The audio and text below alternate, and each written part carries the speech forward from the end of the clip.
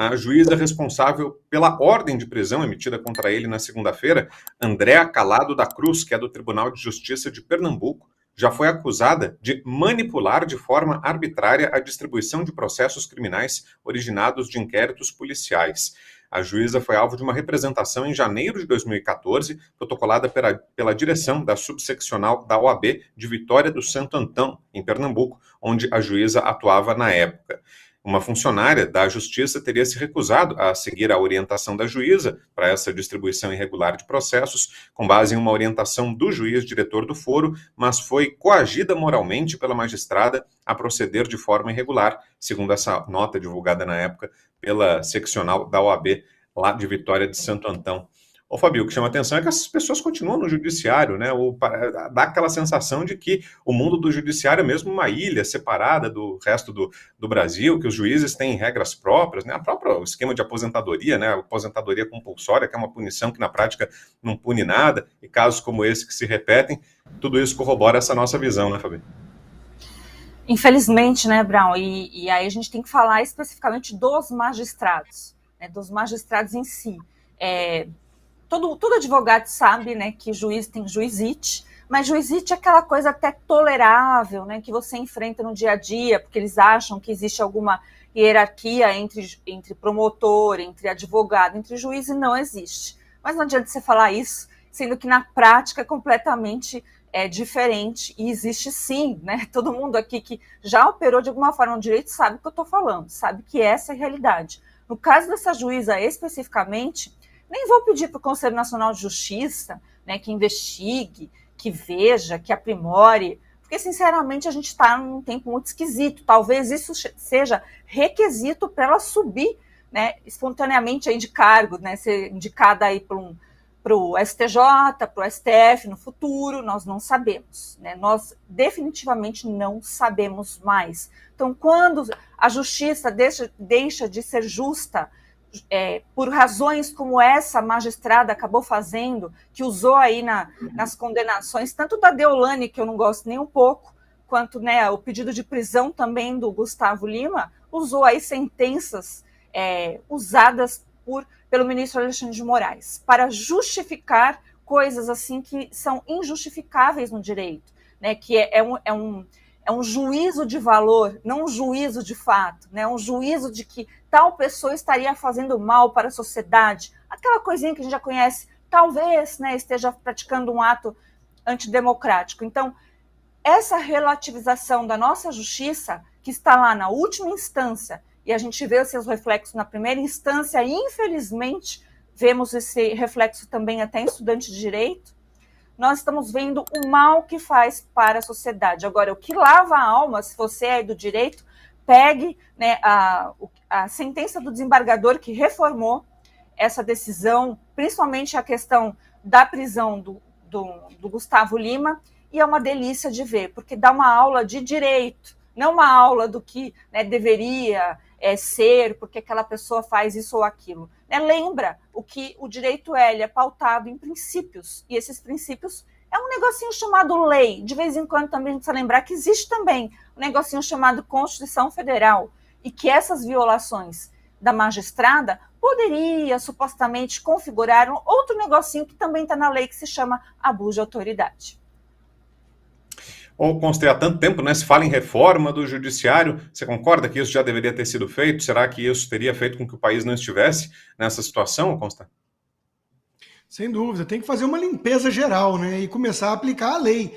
Quando nós falamos mais cedo nessa semana desse caso do Gustavo Lima, eu acho que nós fizemos aqui no Bradock a análise possível, sincera, à altura dos fatos. Não fomos levianos, eu e outros colegas de bancada falamos basicamente a mesma coisa. Olha, é preciso ver os autos, coisa que às vezes nem o advogado dos réus tem acesso na íntegra no Brasil de hoje, mas soa muito estranho. Fica aquele forte cheiro de perseguição política no ar, de arbítrio, e não deu outra. Não deu outra, né? Então, quantos juízes por aí estão espalhados pelo país querendo agradar o sistema e seguir a jurisprudência alexandrina, né? E praticar abuso de poder desde que seja contra bolsonaristas, para cair nas graças dos poderosos de Brasília e daqueles que indicam gente para STJ, para STF. Então está tudo dominado. Veja, você mencionou, Brown, que nenhum juiz é punido de fato no Brasil.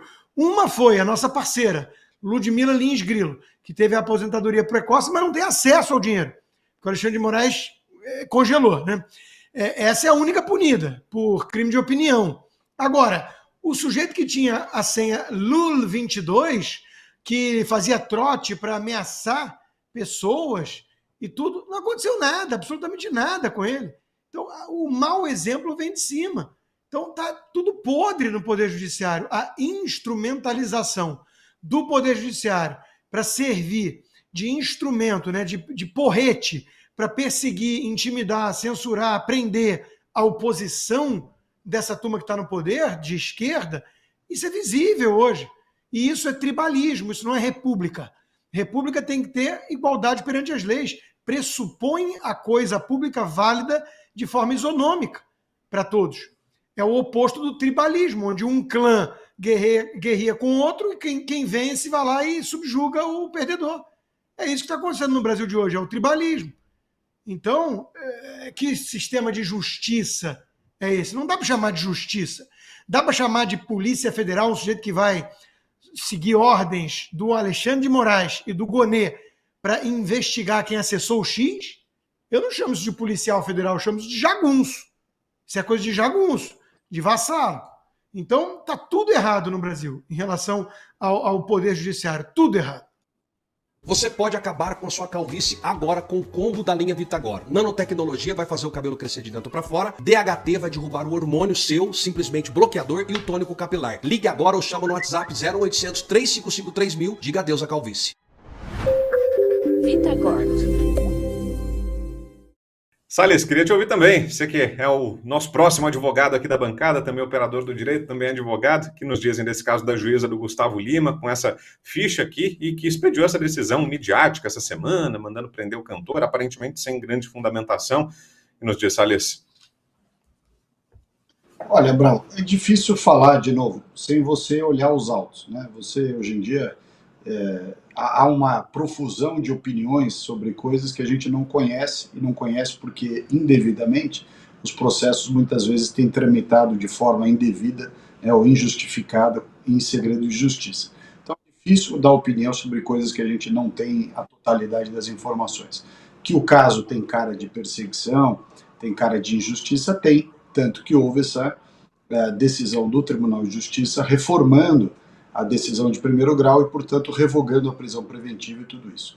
Agora, eu queria aproveitar a oportunidade para chamar uma atenção para uma outra coisa, que tem a ver com esse caso, embora sem fazer juízo de valor sobre o cantor, mas sobre o assunto paralelo, que é a história dessas bets, né, esses negócio de aposta.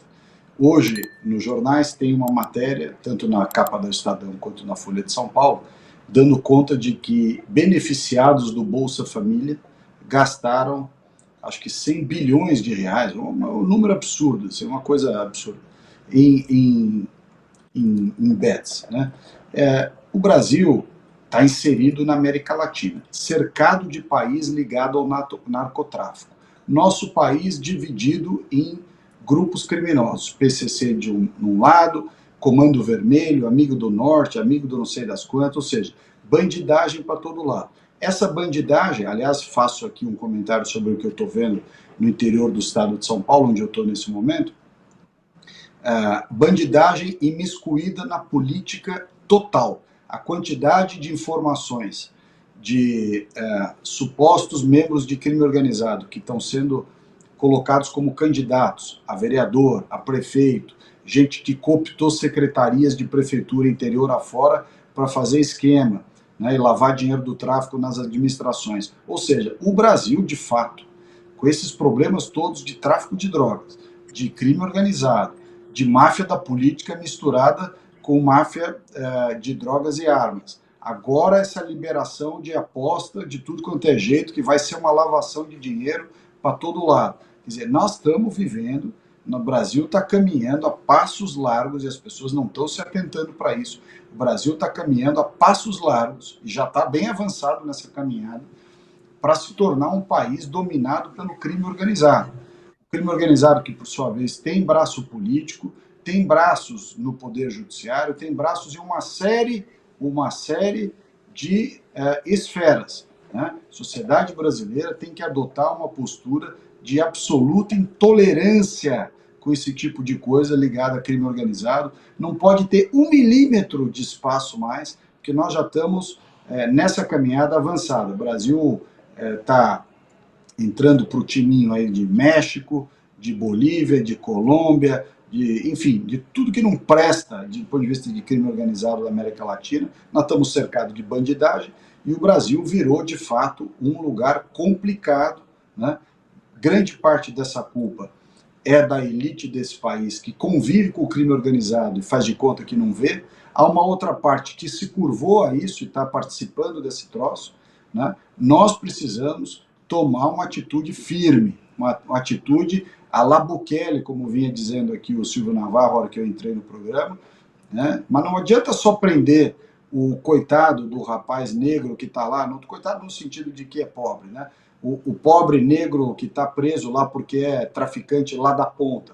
Nós temos que começar a prender político corrupto, vagabundo, ligado a crime organizado. Prender empresário corrupto, vagabundo, ligado a crime organizado. Prender gente graúda. Começar a prender e deixar o cara preso. E se pegar juiz, promotor, gente ligada a esses mesmos esquemas, que ficam vendendo decisão judicial para libertar vagabundo, prender também. Porque do jeito que isso aqui está ficando, daqui a pouco nós vamos ter que ir embora. Não vai demorar muito, nós vamos ter que usar o serviço lá da Ludmila Grillo, que fez a propaganda nossa. Como é que chama lá, Brown, a empresa da Ludmila Grillo? O Imigrex Global.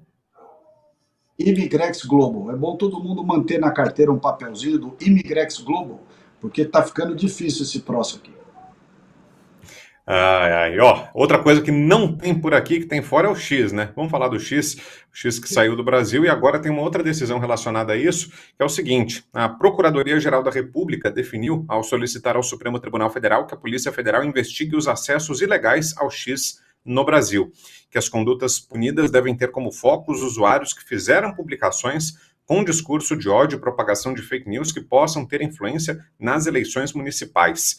De acordo com a PGR, essas práticas devem ser apuradas e eventualmente punidas. O X está suspenso no Brasil desde o dia 30 de agosto, por decisão do ministro Alexandre de Moraes do STF, referendada dias depois pela primeira turma da Corte. Então, né, Silvio, vai se confirmando aquela primeira impressão que todo mundo teve, né, de que a medida não era viável, né, que não teria uma forma clara de fiscalizar, de descobrir todo mundo que acessou, e que o que vai ser usado é como um caso exemplar, né, serão selecionados casos a dedo para servir de exemplo, né, para essa multa de 50 mil, não? É evidente, é inexequível. Agora, eu não tenho dúvida também, porque quando ele cisma é uma tragédia, que algumas pessoas poderão pagar esta multa sim. Provavelmente políticos, provavelmente influenciadores digitais, jornalistas, perfis do espectro político da direita. Não sei se parlamentares, não sei se perfis de partidos de esquerda que utilizaram o X serão punidos. Aliás, salvo engano, até o perfil oficial da Câmara dos Deputados e do próprio Tribunal Superior Eleitoral andou utilizando o X nesse período. Não sei se haverá punição nesse sentido. Brown, olha, pegando aqui o gancho que o nosso Ricardo Salles, nosso deputado, deixa, o Brasil já mudou de patamar e o mundo assiste e já entendeu de uma forma mais clara o que está acontecendo. O Brasil faz parte de uma lista com Venezuela, China, Rússia, Irã, Coreia, Mianmar, Turcomenistão e outros países e outras nações aí que estão numa caçamba de entulho planetária, né, ideológica. Tenho certeza absoluta que a maioria dos brasileiros não gostaria de estar lá e nem se sente representada nessa situação, porque o X foi banido por uma decisão do judiciário, que hoje coordena, comanda, governa o Brasil num consórcio de poder com o Palácio do Planalto, e isso já tem um novo nome. Não sei se democracia relativa, não sei se querem chamar de ditadura. É um regime diferente, não é uma democracia constitucional plena, conforme vínhamos acompanhando até a eleição de 2022. Não é. Aquela época, inclusive, já havia perseguição política, mas o regime se instalou. E com isso, o X, evidentemente, que é uma plataforma livre, foi banido, expulso do Brasil. Fechamos as portas para os livres. E é isso o que nós acompanhamos na fala dos deputados republicanos que apresentaram aquele projeto. Inclusive, essa expressão, nós, os livres, é como eles se referem, amparados pela primeira emenda americana. A Casa Branca respondeu a uma pergunta sobre isso. É raro a Casa Branca, Washington, a porta-voz, responder a um jornalista, e era uma jornalista, ironicamente, dessas ironias da vida da Rede Globo. A Rede Globo não exibiu a pergunta, mas ela acabou colocando nas redes sociais, e o New York Post também revelou esse vídeo. E ela diz, nós não somos partidários de nenhum tipo de cerceamento de direito fundamental e de restrição de liberdades, sobretudo liberdades constitucionais. A Carta de 1988, em vigor no Brasil, porém pisoteada e não mais empregada, é muito clara nesse sentido. O X, finalizando, Brown, vai voltar quando o ministro Alexandre de Moraes quiser.